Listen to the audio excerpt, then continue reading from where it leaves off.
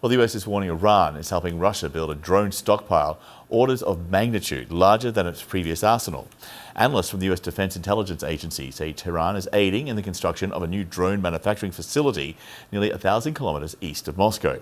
They believe Russia has almost depleted its stockpile of more than 400 drones Iran provided for its war on Ukraine, and say when the new factory is completed, likely early next year, new drones could have a significant impact on the battlefield. Iran, for its part, flatly denies providing drones to Russia during the war. The US Secretary of State insists negotiations to free 2 Americans detained in Russia will not be impacted by revelations that previously freed American Trevor Reed was fighting against Russian forces in Ukraine. But as CNN's Alex Marcotte reports, there's quiet concern that Reed's fighting on the battlefield might complicate efforts to bring his fellow Americans home. American former Marine Trevor Reed has been injured while fighting here in Ukraine. We're told he was taken to Kyiv for medical treatment before then being evacuated to Germany by an NGO. He is in Germany, we are told, being treated at the Landstuhl Regional Medical Center. That is a U.S. military medical facility near the Ramstein Air Base. There are lots of questions about Reed's situation here in Ukraine, how long he had been fighting in Ukraine, how he was injured, where in the country he was, and what unit he was fighting with. Now, the Biden administration says that they are aware that Reed had been here and that he is now being treated in Germany, but they are making clear that Reed should not have been here. Americans have been told since the beginning of this war not to come to Ukraine. A U.S. official saying that Reed was not engaged in any activities on behalf of the U.S. government. Now, Reed had been in custody, imprisoned in Russia for 3 years, from 2019 to 2022. He was, according to the U.S. government, wrongfully detained. He was then exchanged in April of last year for a Russian pilot named Konstantin Yaroshenko, who had been convicted on drug smuggling charges. The question now is to what extent Reed's presence in Ukraine fighting against Russian troops could complicate the fates of Americans who are still being held in Russia, notably Paul Whelan and the Wall Street journalist Evan Gershkovich. When CNN asked a U.S. official whether that is of concern to the Biden administration, the official told CNN, of course. Alex Marquardt, CNN, Odessa. Russian President Vladimir Putin will discuss the situation in Ukraine with the leaders of African countries this week in St. Petersburg. The Kremlin says Russia appreciates the efforts of its African partners to resolve the conflict, but Mr. Putin has previously dismissed their peace proposals. A number of African countries are feeling the impact of Russia's withdrawal from the Black Sea grain deal with Ukraine. Global wheat prices have spiked 15% in the past week. President Putin is promising free Russian grain to replace Ukrainian supplies. Still, not everyone thinks the St. Petersburg meeting is a good idea. I don't think that at this moment in time is really time for a summit between Russia, because Russia is involved in a war, a conflict. Just like Ukraine-Africa summit would also not be welcome. At the moment. That is a war situation, and Africa needs to take a very firm stand on this issue. It's a question of right and wrong. And therefore, my view is that we cannot be neutral in the place of an aggression.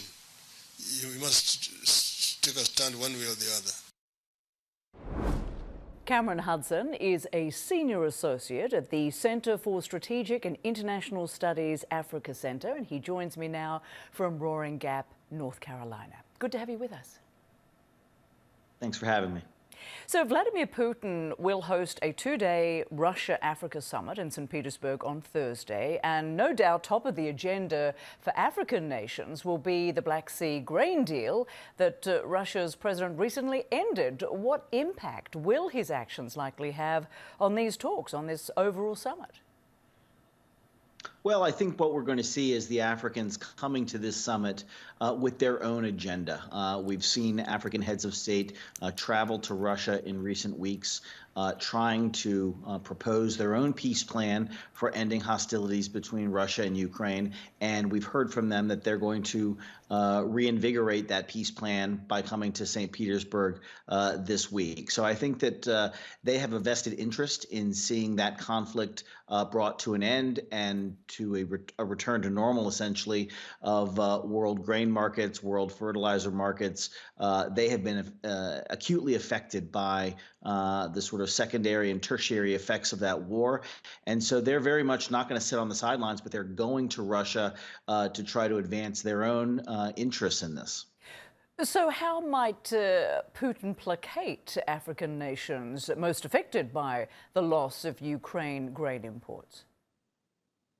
Well, Vladimir Putin is not going to want to alienate his African partners. He is using this summit as a way to break his diplomatic isolation and essentially to show the rest of the world that Russia is open for business and that it's business as usual. And so he's going to have to do something to give them what they need. I think it's very likely to see Russia trying to propose bilateral grain deals or even grain deals on a humanitarian basis coming directly from Russia. So Russia bypassing the UN brokered system, leaving Ukraine out in the cold, and trying to cut deals directly with African states so that it creates a kind of dependency relationship, which is exactly what Putin is trying to create with countries in the global south.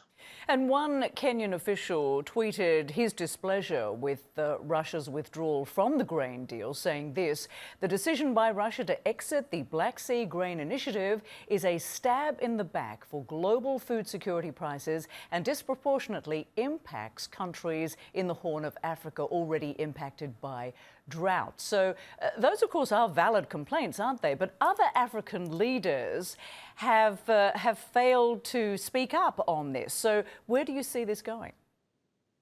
Well, Africa has really not tried to take a strong position in the war in Ukraine. I think that's one of the things that make it such an attractive audience for Vladimir Putin, because he has sensed the kind of ambivalence coming from Africa. There hasn't been the resounding condemnation. As a matter of fact, they've been open to hearing out Russia's concerns about Ukraine. And so he sees it as a ripe opportunity for him to advance his own narrative about why the war in Ukraine started, blaming the West for aggressive behavior. There's a welcome audience for some of that rhetoric in Africa right now, and he's trying to peel back some of those states into his corner. So I think Africans, though, are really being affected in their own pocketbooks. The price of energy, fertilizer, food have all gone up, and that's something that can't be ignored in the domestic political context that many of these African leaders face right now. So I think this is going to be a real potential turning point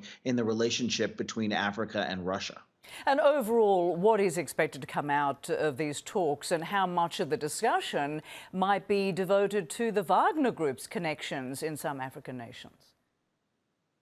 Well, again, this is the second of these summits, and I think just by having Africans show up will serve Putin's purpose of demonstrating that he's breaking out of that diplomatic isolation, that he isn't the odious figure that Washington has tried to make him out to be. So I think he'll have already accomplished a great deal just by having the summit pulled off. I think that what he's most concerned with, though, right now is making sure that the partnerships that he's tried to establish with African countries remain secure. He's going to have to give them something for that. I don't believe that he or the Africans are going to bring up Wagner in any considerable way during these talks. I think that Washington has done a lot to shame African countries for using the Wagner Group. At the same time, I think there's a bit of embarrassment on the side of the Russians for the kind of mutiny that we saw. So he's been trying to get a handle and reassure African partners that Russia will continue to carry out the obligations that Wagner has committed to. So I think it's probably a topic that is going to be avoided, at least in front of the public lenses.